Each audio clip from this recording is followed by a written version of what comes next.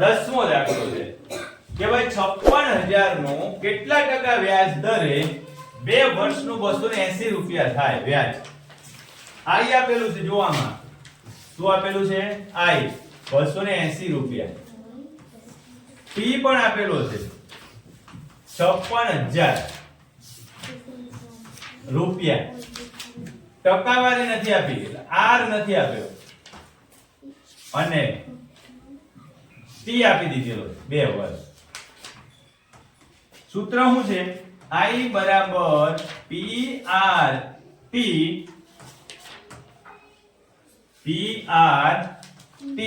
ભાગ્યા 100. વિચાર કરજો તમે થોડું. શોધવાનો r છે તો સૂત્રનો કરતા r ને બનાવીશું. r બરાબર 100 ગુણ્યા I ભાગ્યા P અને T એ છેદમાં લઈશું. થોડો ભાગાકારને થોડો હલકું. કેટલા લખવાના છે? 100. કેટલા આપ્યા છે? 280. P કેટલા છે? 56,000. સમય કેટલો આપેલો છે? 2 વર્ષ.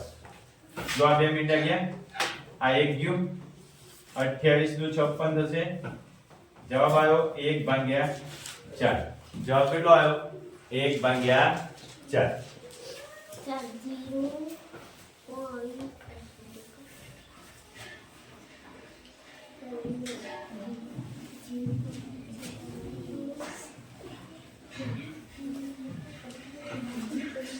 આટલો લક્ષણ જવાબ એ ખોટું નથી. તમને ચોપડીમાં વનિતાબેને બતાવ્યું કે જવાબ આપેલો છે 0.25 એટલે 1/4 કરો.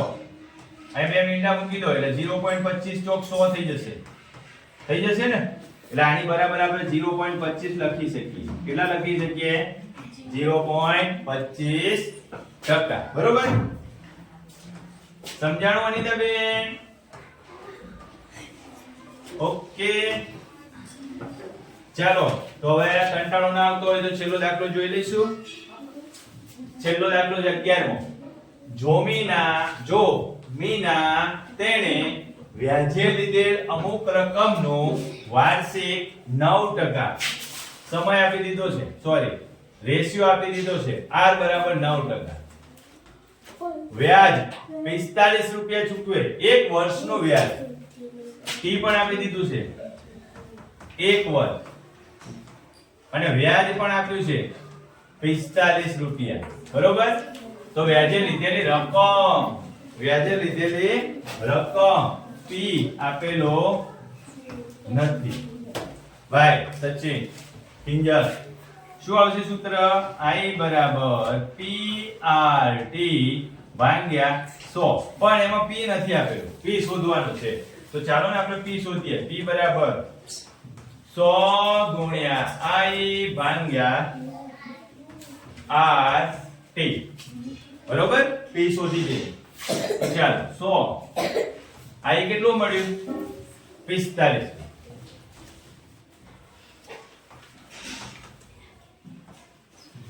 R કેટલું છે? 9. અને t કેટલું છે?